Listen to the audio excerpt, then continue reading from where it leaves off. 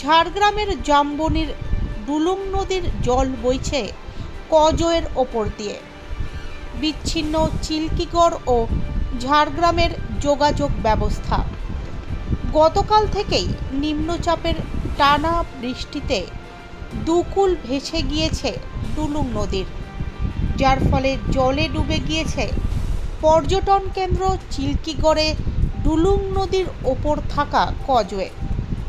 তার ওপর দিয়ে প্রবল স্রোতে বইছে জল, আর তাতেই জেলার সদর শহর ঝাড়গ্রামের সঙ্গে বিচ্ছিন্ন হয়ে পড়েছে চিল্কিগড় ও জামবনি ব্লক।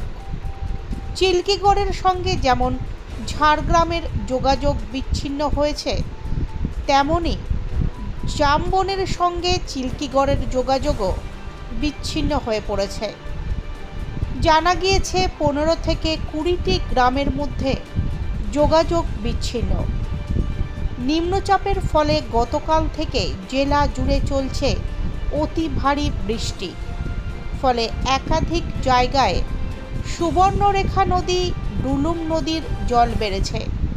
তবে এইভাবে যদি অনবরত বৃষ্টি হতে থাকে, তবে নদীর তীরবর্তী গ্রামগুলি জলের তলায় তলিয়ে যাবে, এমনটাই আশঙ্কা করা হচ্ছে।